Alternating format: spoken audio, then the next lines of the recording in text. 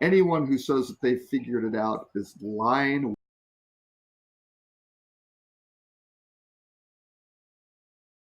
We're trying to discover the proper questions to ask. I mean, they were pre-step A, right? I mean, and that's always where they've been. It was always that test and prove.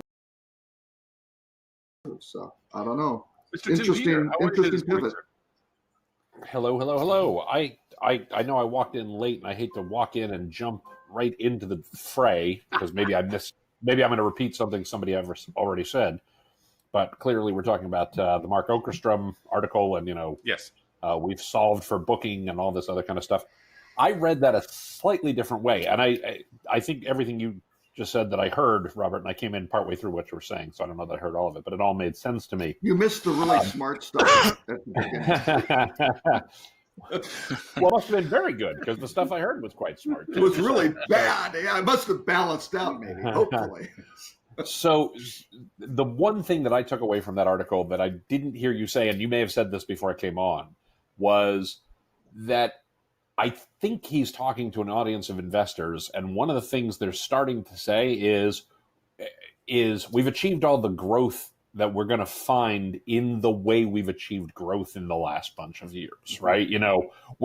Conversion rate is not going to triple, right? We're not going to add 10,000 new properties because there aren't 10,000 new properties to add.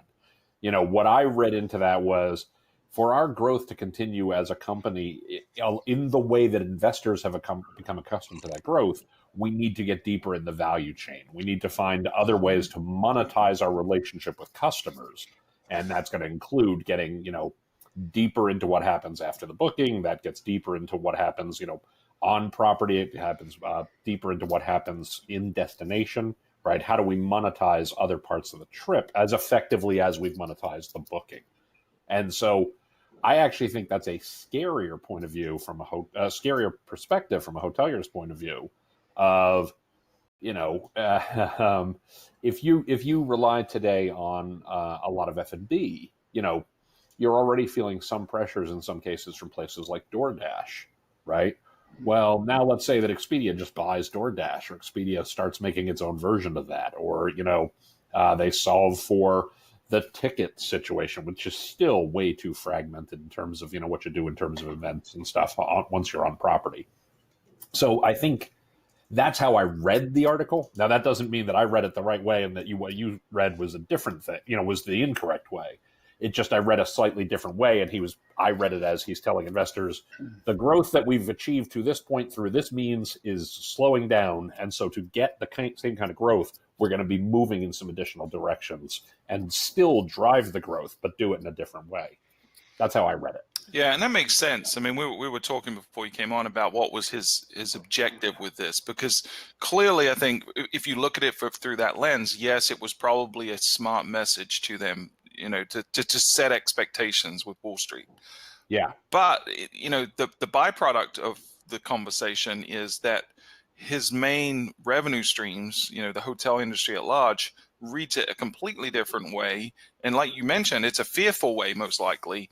And it's probably going to backfire. I feel like this is very obvious. This guy is not someone that's accustomed to PR and communication. It's because there's certain things he said in there that are going to, make people step away, especially when in the same time he's saying things like, our relationship with hotels has never been better. Well, I mean, I don't think me talking to hotels, I wouldn't say that's entirely accurate, but yeah, it is a low bar, I actually agree with Robert on that one. I completely agree that for Expedia's relationship with hotels to never be better is sort of like, me saying, my relationship with cancer has never been better, right? For sure. No question. Yeah, he had some very weird, I just thought that some of these were really strange quotes, right? Where he said, Google SEO created TripAdvisor. No. TripAdvisor started as a guidebook and then figured out where they kind of needed to pivot their business and then capitalized on SEO. And then Google SEM created booking. It's like, no, they saw a tool sitting over there and went, just like Lauren does in AppSumo goes, I'm going to try using that. That looks interesting, sort of thing, and it worked really well for them. So I don't know. And how did they use those things? They tested and learned how to use it better to optimize it. Well, right? he wasn't going to say the truth. I mean, what really created Booking.com, let's be really was Expedia.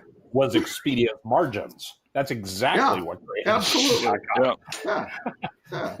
Yeah, and their arrogance of trying to hit those margins into Europe when they did not have commensurate demand to earn those margins. That's exactly right. That was the killer. But here's the really weird one. If you book with any Expedia property, you're going to be in great hands. It makes it irrational for anyone to book with anyone else. That's the next vector of competition. Well, Expedia, what are they going to do? Buy and operate hotels? That model hasn't worked out. No, I think it's for the hotel groups. I think it's getting deeper into the value chain. Again, he emphasized the point about where was it? Something about I got to see if I can find the term. Putting more focus on the agent side, right? And being an agent on here it is. We've had this mantra of putting the A back in OTA and putting the agent back in travel agent. Right. He then follows it up with a brilliant, I don't think it's necessarily going to be agents on the phone, right? Yeah.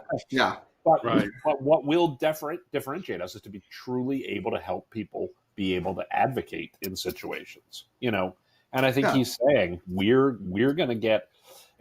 We want to be the first choice of the guest. We want to be the place the guest goes when they have any situation during their travel experience. Oh, by the way, we're going to help facilitate that. Oh, by the way, we're going to charge some fees for that, right?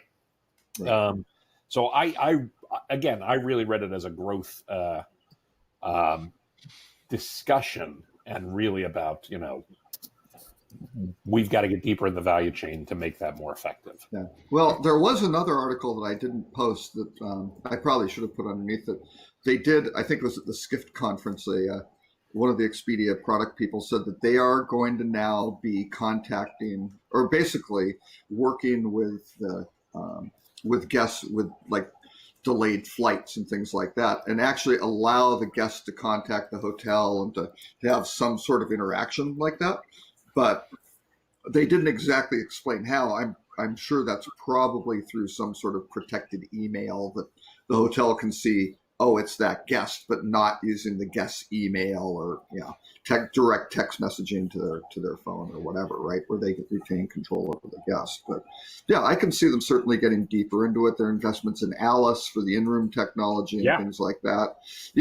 All of that makes a lot of sense. So I don't think they're going to go out there and start buying things in the booking engine it makes space, a lot of but they're going to try to get into the It makes a lot of sense for Expedia, not necessarily for the hotel industry. Correct. Right. Exactly. Yeah. Right. I'm going to go way back. I'm going to literally enter the Wayback Machine to a post I wrote in 2014 in response to an interview that was given by Expedia's SVP of Worldwide Engineering, Aman Bhutani, and John Kim, who was then the company's chief product officer. I don't think he's still there, but he is actually the president of. At least I think he's still president of HomeAway. There it is. Right. So, but they gave an interview. They were talking at a conference, and they said,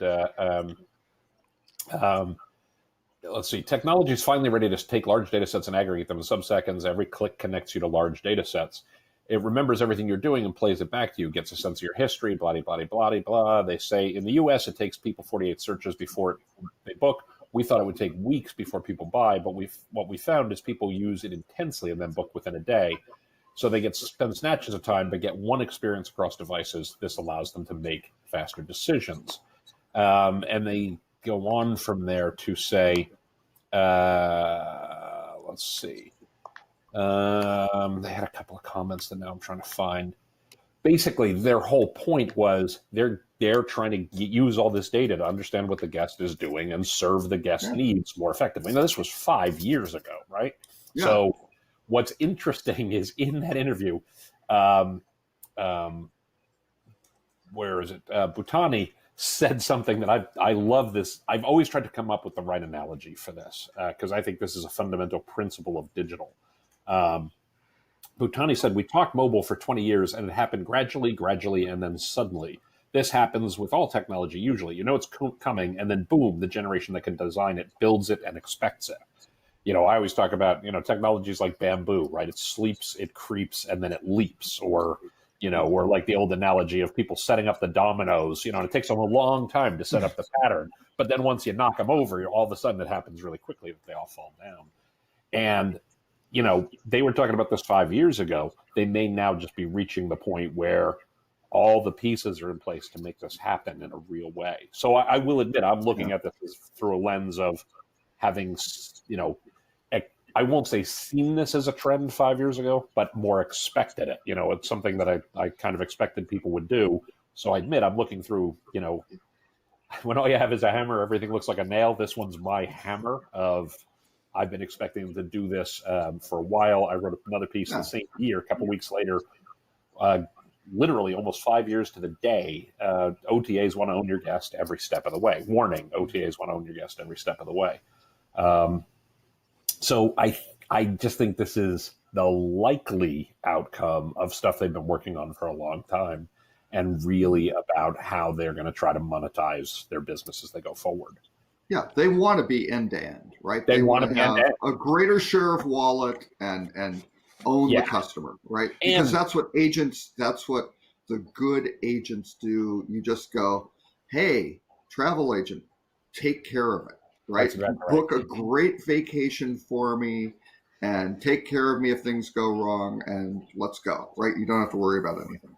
And I think that is a good goal. I just took exception with some of his comments with, talking about tours and he goes, we started 20 years ago with having a one-stop shop, all this bluster about on tours and activities, whatever.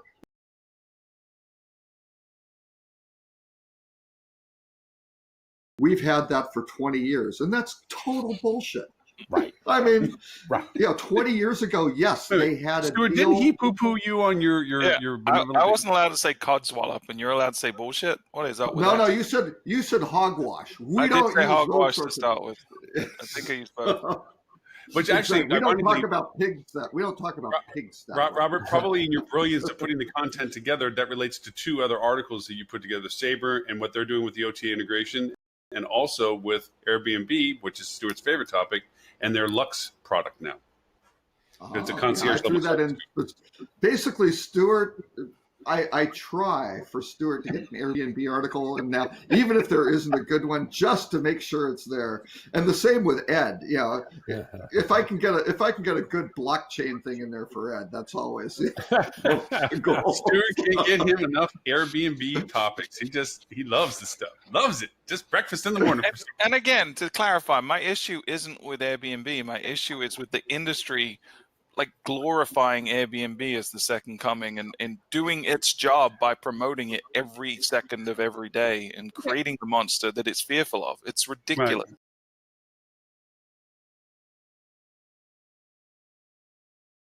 Preach, brother. Preach. Ridiculous. Yeah. It is. It is. And Airbnb is taking everything the industry's given them. I didn't know that they had bought the Lux property, the Lux stuff. I didn't know that they had done that. And this combination is actually kind of interesting in the sense that they're offering concierge engagement for the premium 2000 property. It's a nice step. I mean, it kind of.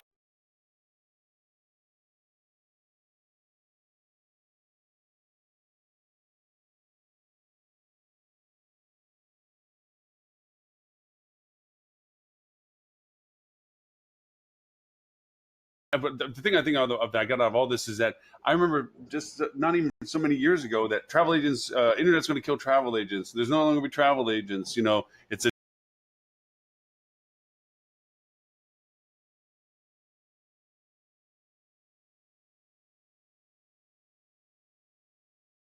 a dying, and for a while it did kill a lot of them. It killed a lot of them. A lot. The one.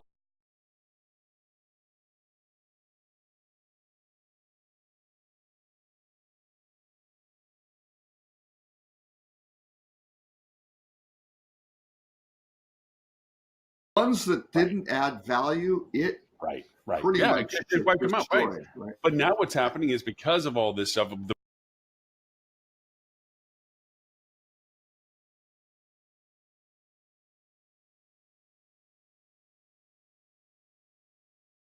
booking engine complexities, the variations, the paralysis of decision because of too many choices and so forth. And having a knowledgeable destination-based agent that can navigate and be responsible for a guest's experience is a valued commodity again. It's a respected position again. Well, it is, but it's not to the degree the media would have you believe, right? Because there's a lot of sensationalism about how travel agents are on the rise and they're back to the heyday, but it's nothing like it used to be, where every booking went through a travel agent. It's gone up a few percent from where it was, and let's be clear, it was at rock bottom. So it's kind of like we were talking about earlier with Expedia and the relationship with the hotels. The bar is very low, so for more people to be using travel agents, I mean, it's not that big a jump though, and in terms of overall planning of vacations, is still a very small minority of bookings are made through travel agents. And as the old expression says, even a dead cat will bounce if dropped from high enough. Right, exactly. And a huge portion of those leisure travel agency bookings are going through wholesale channels, right? They're being booked on vacation sites. They're going to Apple. They're going to American Airlines Vacations or Southwest. But like I said, the article that Sabre including that information, the OTA information, in with their GDS information and so forth, so that agencies have a more seamless ability to selectively choose rates and opportunities compared to jumping between platforms and so forth. Well, I mean, think of it this way. Where does your business come from if you're these guys today? Yeah. Where does your business come from? If you're a travel agent? Yeah. If you're a travel agent, if you're an OTA,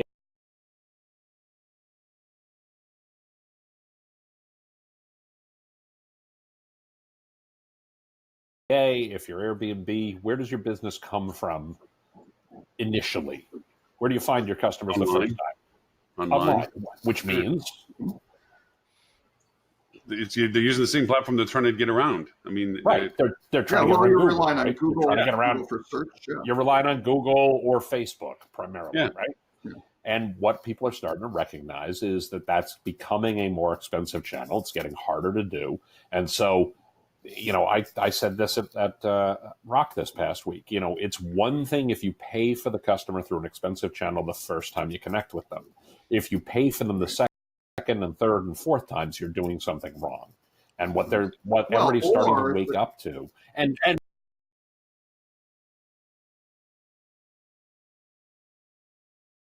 rightfully so, because the world has changed to some degree in this regard. Yeah, or that channel's doing something. Well, sure, providing value to the customer. But right. But people they book their air, and then they want you want a hotel with that, and it's easier, maybe, right? So. No, right, Robert. But my point is, if you are the OTA, you are paying Google for that traffic. Okay. And to a lesser degree, you're paying Facebook for that traffic. If you're Airbnb, you're paying Google for that traffic, and to a lesser degree, you're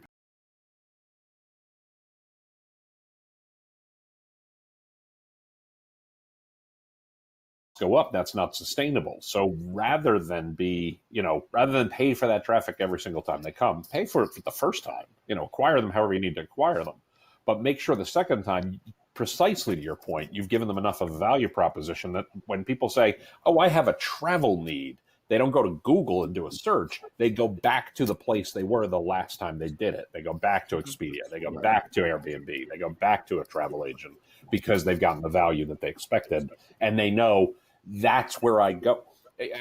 Any of you have a mechanic you take your car to all the time? Oh, yeah. I mean, do you shop around for a different mechanic every time? No, not every time. No. Why? Because after the first 5 screws.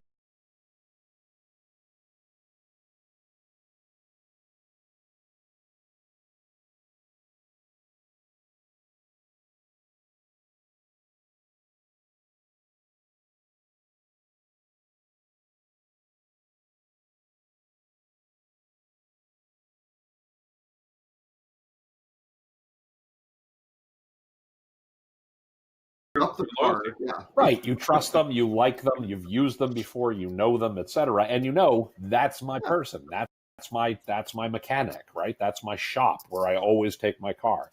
This is everybody saying we want to be that shop. We want to be that place where people go every time. That's my take on it. Mm-hmm. Yeah, no, and I was taking it more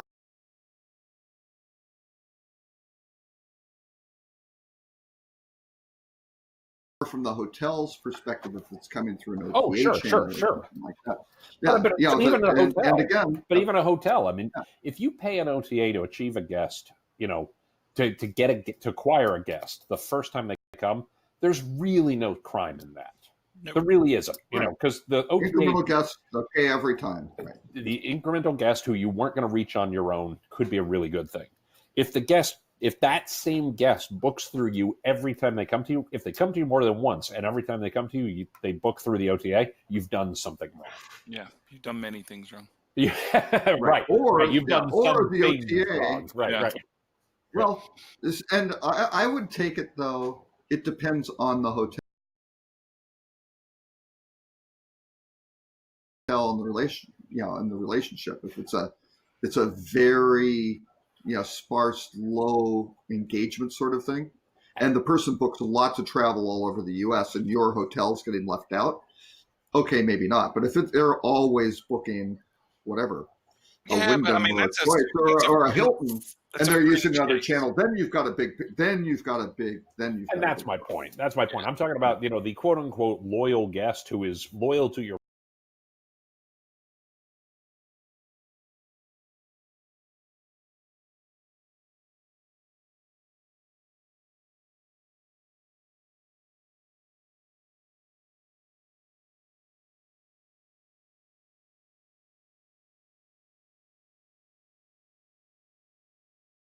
property, but not loyal to your booking channel, Yeah. or rather loyal to a booking channel that is an indirect one. That's a Mhm. problem, right? Yeah, well, And that I absolutely think exists. there is a group of brand agnostic. I think it's a fairly large group, though, and perhaps growing, of brand agnostic Oh, sure, individuals who sure. may wind up booking the same properties. They don't really care, but they wind up being repeat guests of these just because it's location or whatever. But they're looking for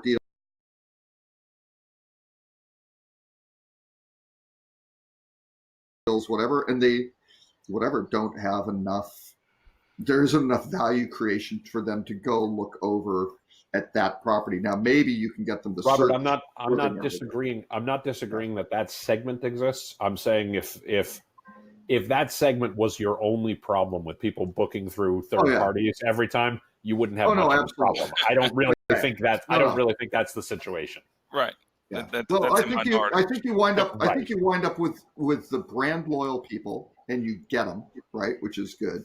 You've got the brand agnostic people who are going to be very difficult to get because maybe they like doing that.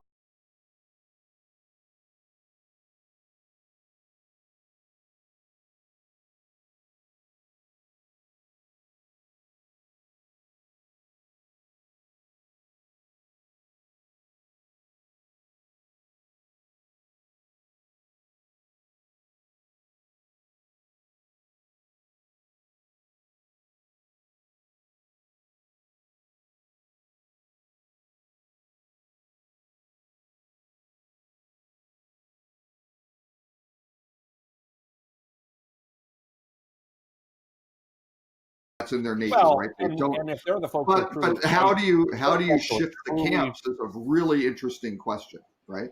Well, How does an OTA break somebody away from Marriott? That's tough, I think, right? If they are really loving Marriott, and how do you break somebody if you're Marriott away from an OTA if they really love that? That's I don't know. I think it's the parts in the middle, right? In the Venn diagram, you got to figure out who's in play. Yeah, well, and to that point,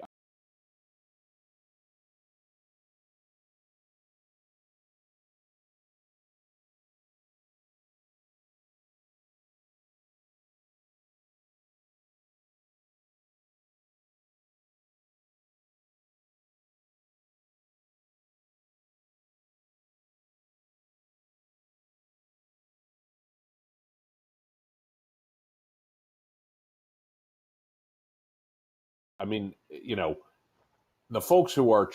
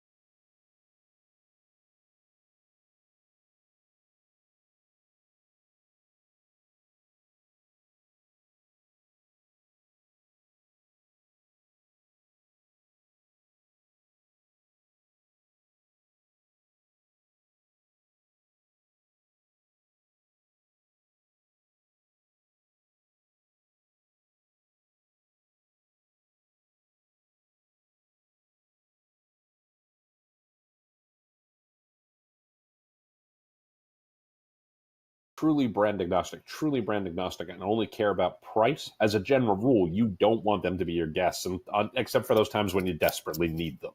Realistically, right? I mean, you want them, Well, for distressed inventory. If they're truly brand agnostic and only care about price, okay, those are but not I the don't guests think you. you make I don't I know, don't because think you make the assumption it's Oh, only about price. I say it's about value, right? They're yeah, brand agnostic and they just care. They don't care. They'll stay in a 4-star hotel. Sure. They'll pay. But if They'll it's pay about but if it's 400 bucks a about night. value But and they're not booking direct, then you're doing something wrong.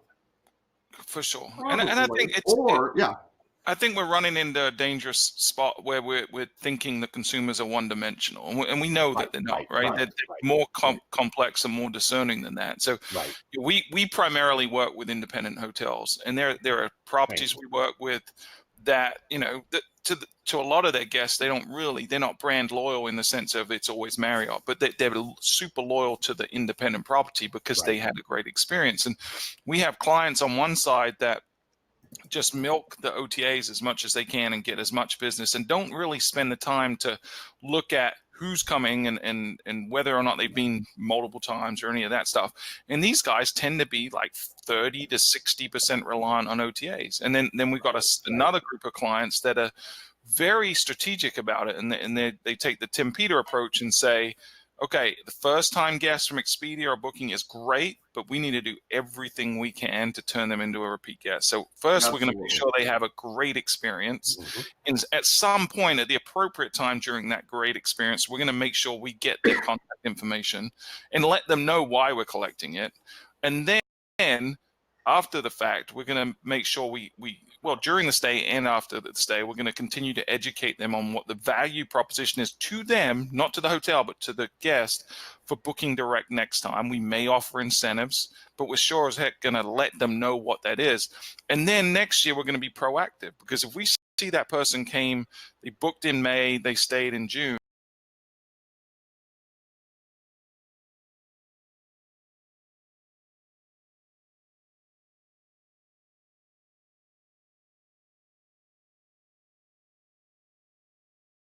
prior to May the next year, we're going to start picking up the phone and calling them. We're going to start sending them emails. We're going to communicate and nurture that relationship between those.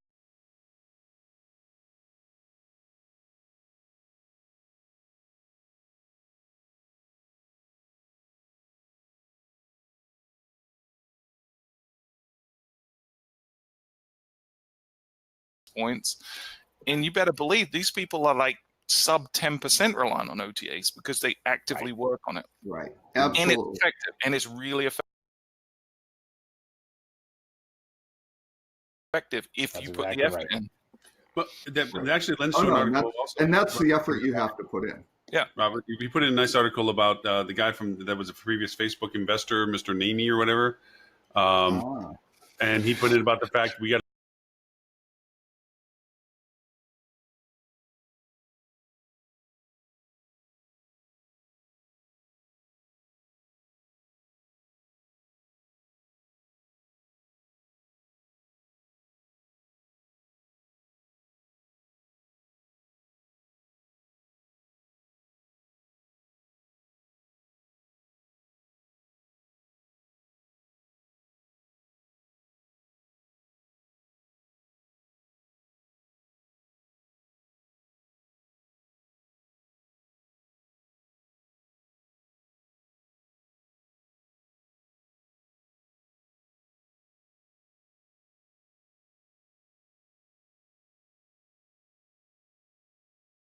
to learn how to get off of Google and Facebook.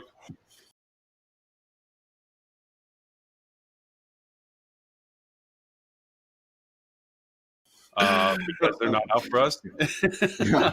Somebody needs to invent the methadone to the. No kidding. This guy does come across a little bit like a spurned lover or something on Facebook. He does, doesn't he? Well, he embarked on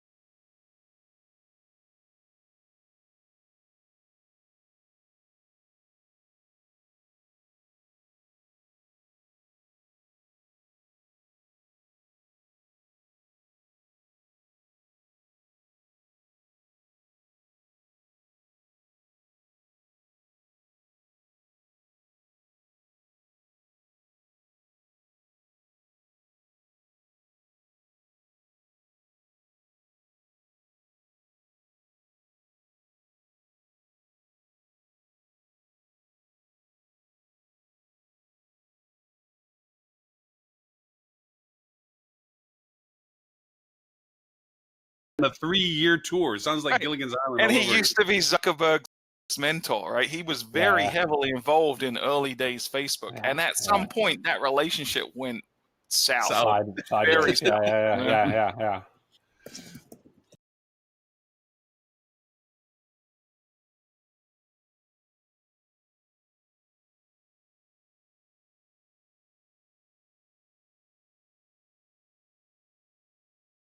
Yeah, it was kind of, it was one of those things where it's like, yeah, that's a bit of a bitter pill you're throwing out there. But again, and it's something that we have also talked about at different times and points, is that they are on the top of the funnel, they are at the top of the food chain, and if everything you run through them, it's their sandbox. They change rules and guidelines and capabilities and functionalities at will to their benefit, and you have to exercise what it is around them. And the only true asset is the direct relationship you have with your guests that you can exercise communication with. That's the core of it. But so he isn't wrong, I don't think. It's just his presentation of it was a little bit like he's emotionally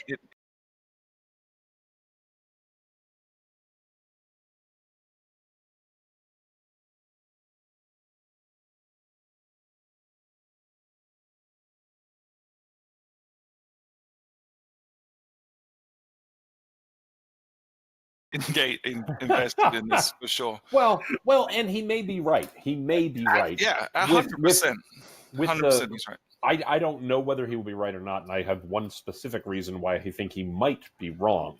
And I don't know this for sure because, his point is, and we're seeing it to some degree with things like GDPR and the like, his point is regulation is coming, and a lot of the things that have made Google so effective, a lot of things that has made Facebook so effective may be disallowed in a different regulatory environment, right? And that may well be true. Of course, I suspect Google and Facebook, the reason he may be wrong is I suspect Google and Facebook are in a better position to control what the regulatory environment ends up looking like than most other people. So I will bank on the regulations hurting Google and Facebook and not hurting, individual hotels or individual marketers or the like, when the regulations actually exist and actually hurt Google and Facebook and don't hurt the other players. And even when they do, they'll be like a mere flesh wound, right? I mean, I suspect in Europe, we're going to give you a half a day of cash flow penalty. Yes, yeah, exactly. Right, exactly. Ooh. Thank you, sir. May I have another? Yeah. But I mean, his attitude in that article is kind of funny. He's like, he's talking about the Toronto experiment. And he's like, yeah, good luck with that. How are you going to like that after? It's like, dude, you're just throwing down cards. Like, Well, he's not wrong that some of the actions, I'm gonna turn into Ed for a second here. Tinfoil hats on. Ready? Well, no. I don't wear a tinfoil hat. I also trust Facebook, not even a little. No, not because I think they're more trustworthy or less trustworthy.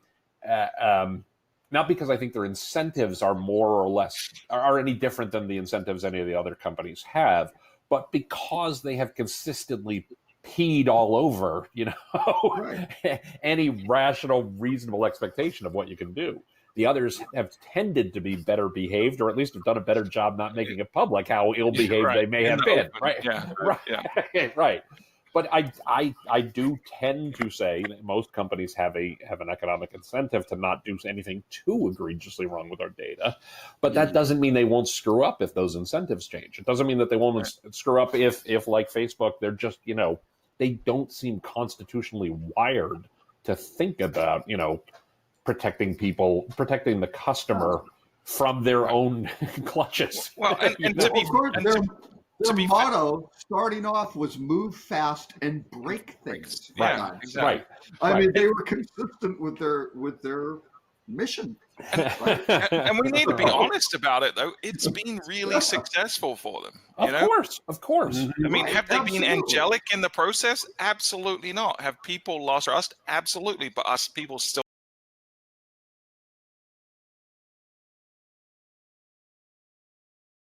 using the platform on a daily basis and addicted to it? Absolutely. So why would they change? There's no incentive for them to change that approach at this point. Mm-hmm. Yeah, Ted Tang, who was my boss at Leading Hotels, and Robert, I think you went to school with, right? You were just a little bit ahead of him in school. I did. Yeah, Ted was my accounting TA. my freshman year. Well, there you go. All right, so fantastic. So Ted always talks about this idea of it's a great way to phrase exactly what you just said, Stuart. Rather, excuse me. I don't know why I called you Sean all of a sudden. I've been called worse. Because you're being Ed. You have to stop being Ed, Tim. Yeah, exactly. But no, Ted always talks about this idea of what he calls success patterns. You build up over the course of your career, or a company builds up over the course of its lifetime, success patterns. They're the things for which you get rewarded. And because you're consistently rewarded for them, you keep doing them, even when the circumstances might change where those success patterns no longer apply, or might not actually serve you in a positive way. And Stuart, you're exactly right. Their success pattern has been do whatever we want with customer data. They don't care, and they keep coming back for more. Yeah. So that's why I don't trust them. It has nothing to do with, I think they're less reputable or I don't know the right word. It's not that their incentives are any better or worse than Google's, or any better or worse than Amazon's, or any better or worse than Apple's. It's that their success has entirely been built on pissing all over that. Right. Well, and those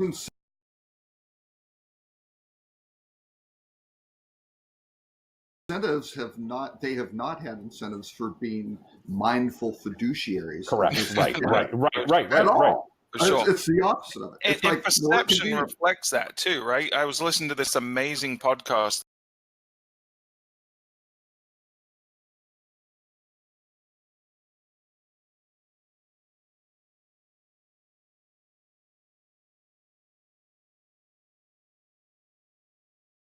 this week. I forget the guy that does it, but the podcast called Thinks Out Loud with Tim Peter. I don't know if you guys have heard it. But the guy sounds like he kind of knows what he's talking about. But he was talking about the Mary Meeker report. In one of the stats in there was, I think it was about, and Tim, correct me if I'm wrong, but it was about, would you trust these people with your records, right? That's what it was. And they're all around 50-ish%. They're all kind of Google, Amazon, all these people. But at the bottom of the pack, several points below, was Facebook.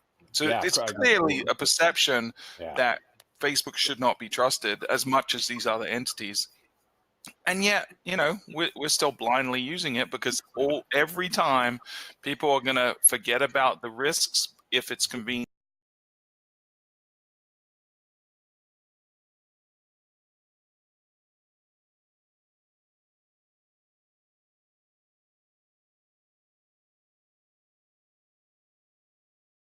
And benefits them in some way. And clearly Facebook does. I'm feeling very proud about this. I'm going to tie this to another article that Robert put in, and that is before we move on. No, we're not moving on. It's the same topic. It's the same topic. Oh no, I know. I would love to see some research of the people who don't trust Facebook and dislike it, who love Instagram and everything. And Facebook Messenger, right? And WhatsApp. Because because you got Facebook Messenger. I think probably has some stronger halo effect from Papa Facebook, but I don't know, because people love Instagram. It's easy to use, it's great, it does all these cool things, user interface is fantastic, and the same with WhatsApp, right? They're great products. So I think that's still coming down to, it's like Google search. Get an Android phone, turn all the signals on, give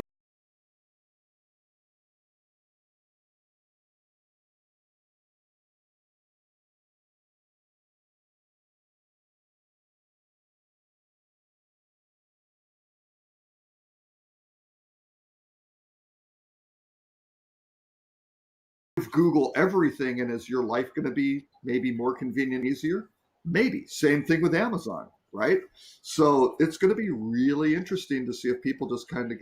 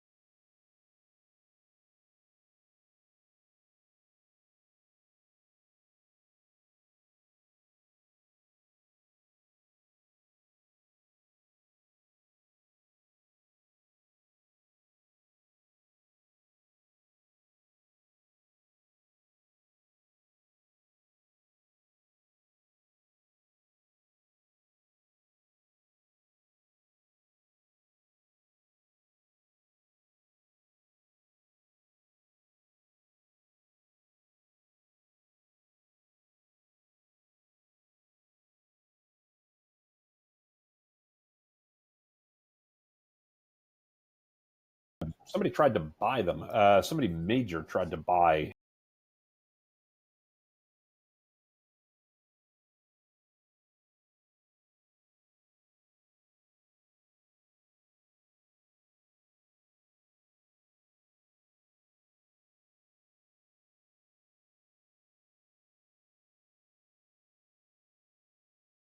Yeah, exactly.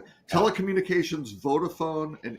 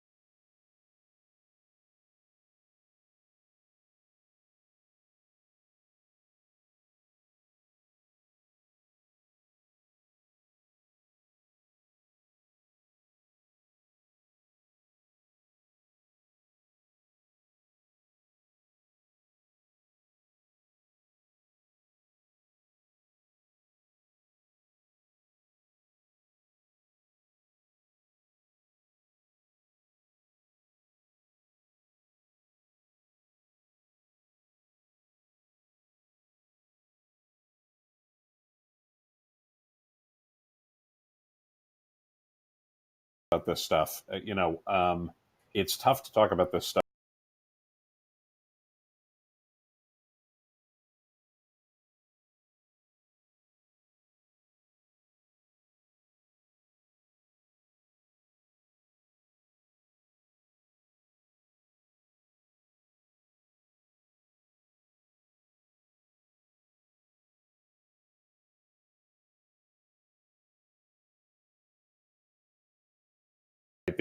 The euro is certainly becoming that in as a certain as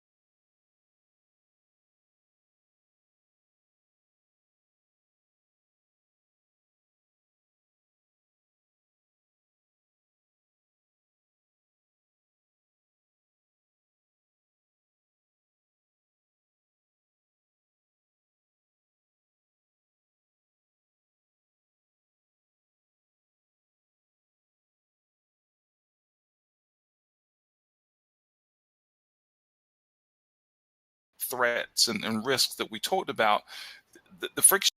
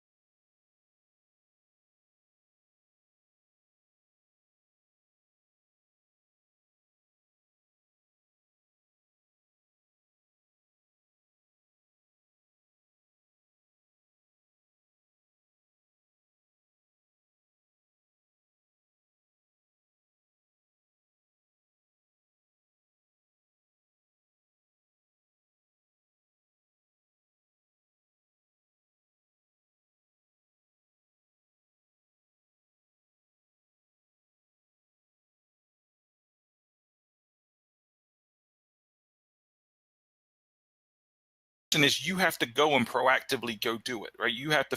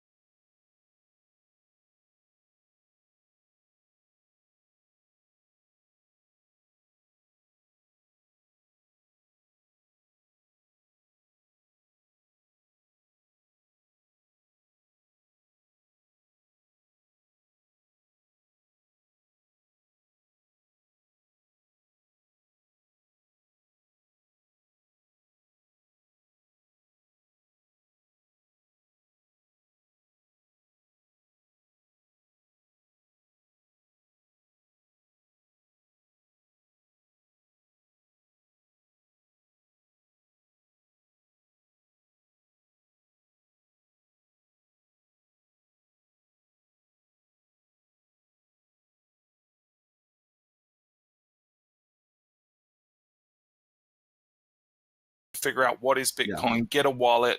Like you have to.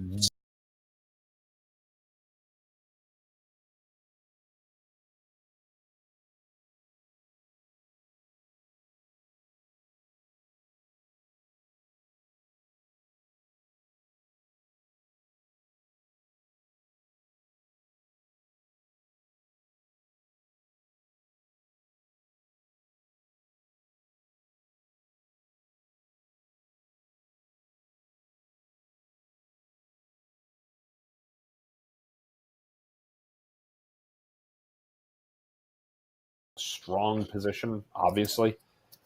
You know,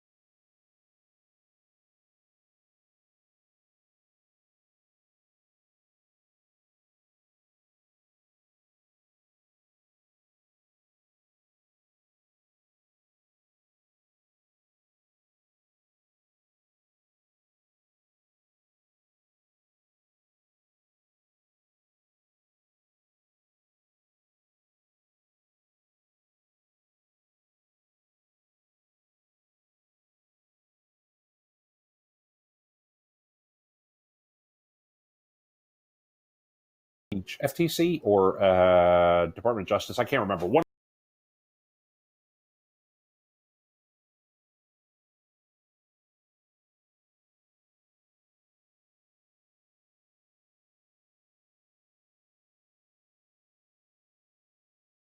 historically, antitrust has been historically for the last 40 years.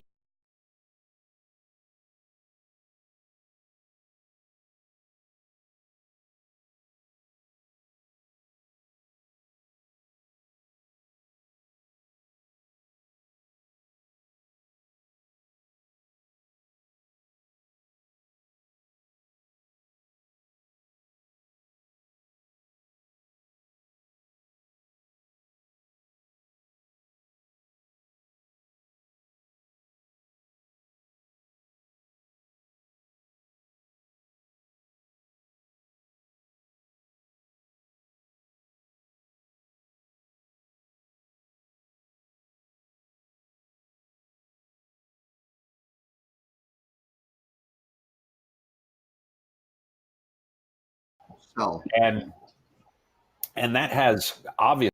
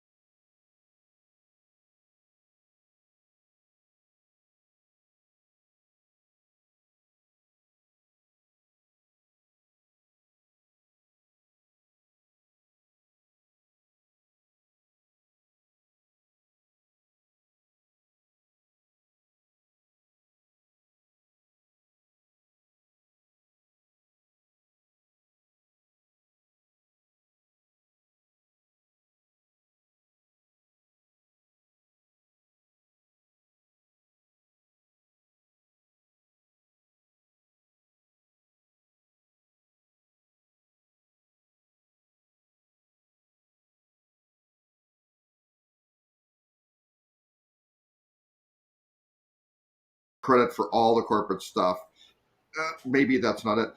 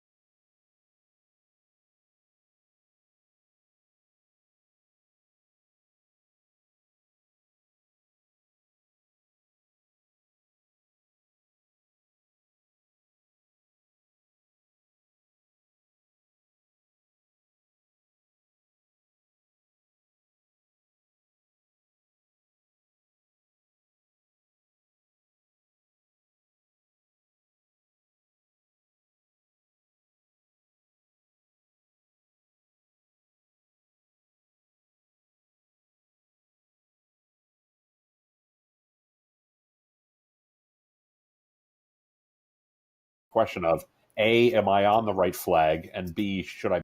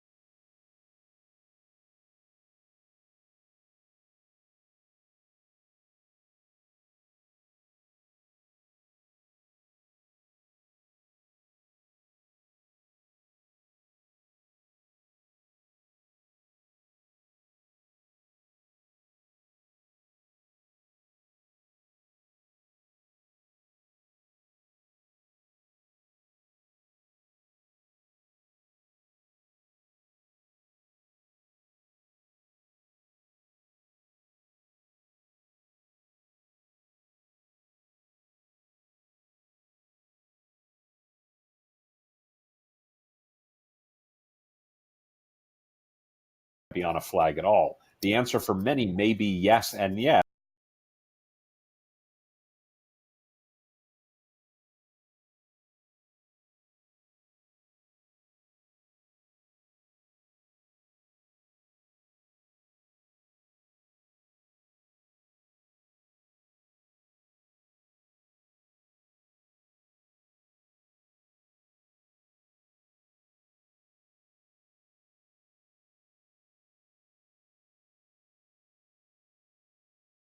Is ridiculously stupid, and it has hurt the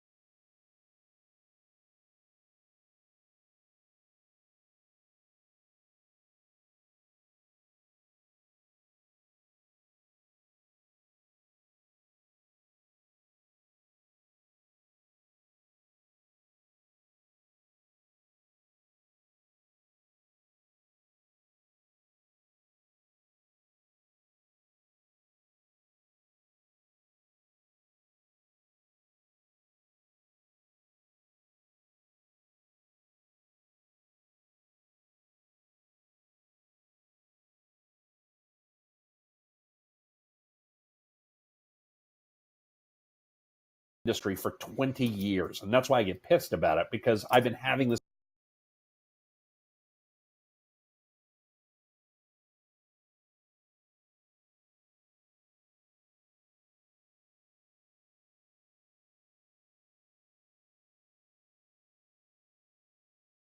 For Wi-Fi, you get all this stuff. They start saying,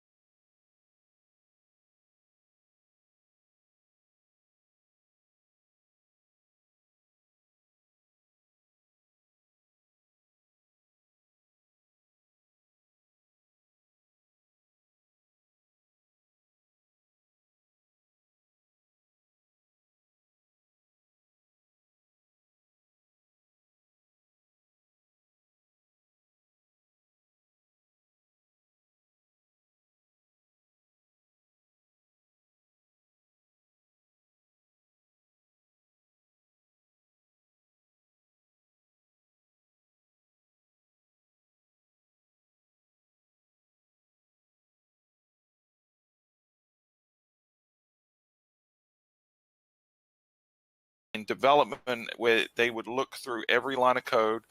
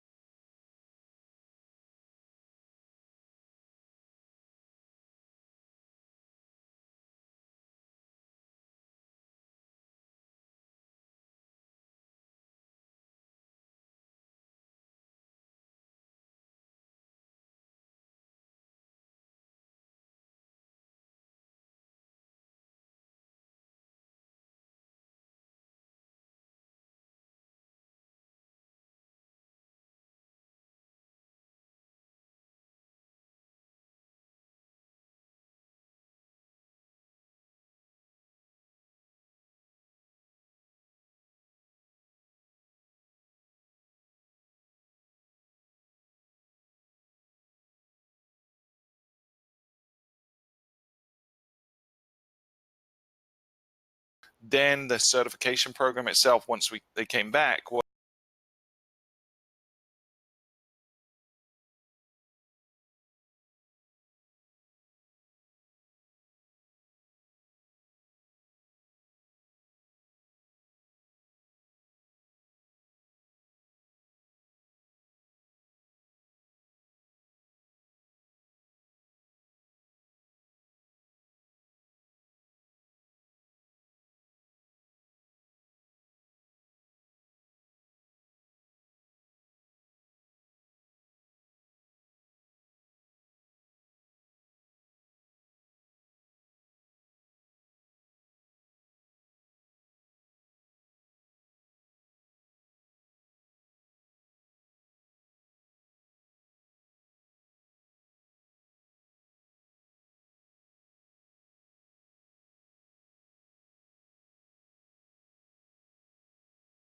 Jalen, your compliments. Not that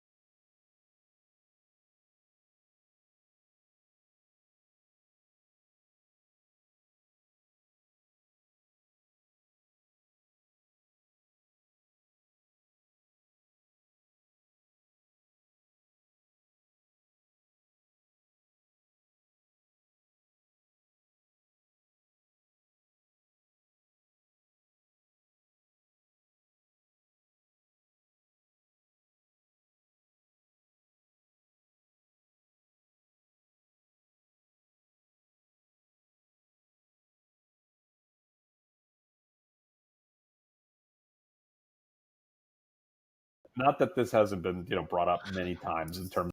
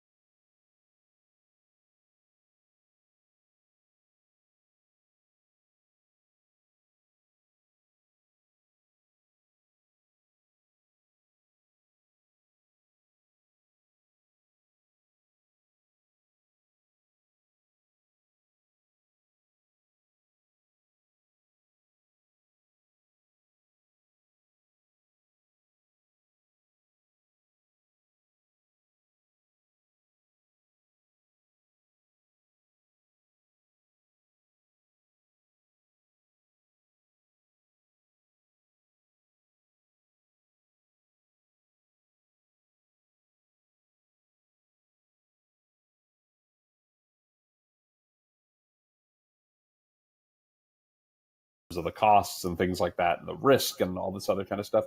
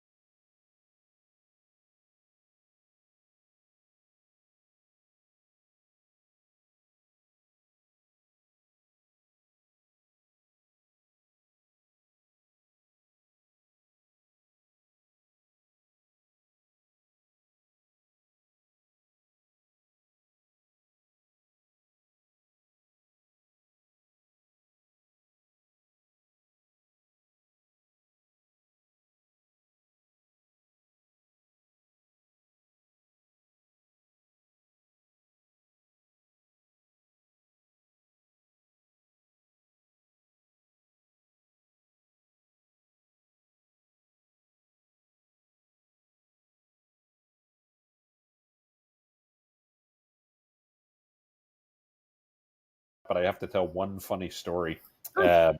When I was